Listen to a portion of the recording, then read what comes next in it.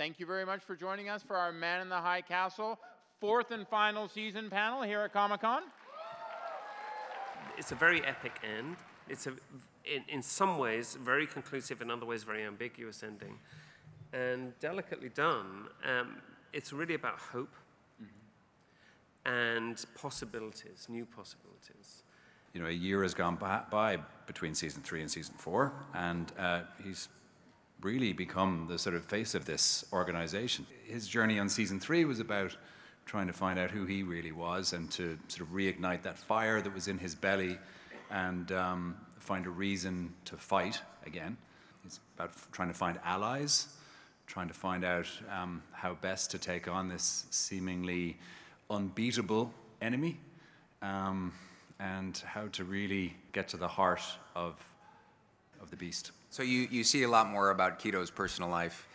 He mentions in the past his wife and his 2 sons, and you get to meet one of them fairly quickly in season 4. That's a big commitment that the writers made this year, and one that I was really grateful for. You get to see characters in situations that they've never been before and having to respond in situations in ways that they haven't before. And also this spectre that has been haunted. He's been aware of this in another world, and that pull to him. So what happens with that is really freaky, and it's very interesting. The 2 of them dealt with the loss of Thomas in very different ways, but both felt it very deeply, and it was a profound injury to both of them. I think in season 4, in my opinion, we meet Helen in one of the happiest places that we've seen her, and she has a very different agenda to Smith. Belle Mallory was born, she's a woman when the Axis powers win the war.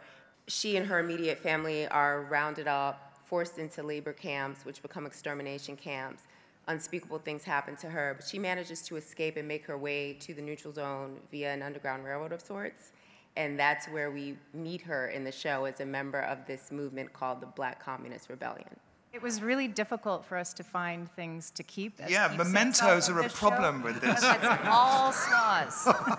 Every swastika that was built or sewn or created for the show was also destroyed. Oh, yeah. Even better. All of them.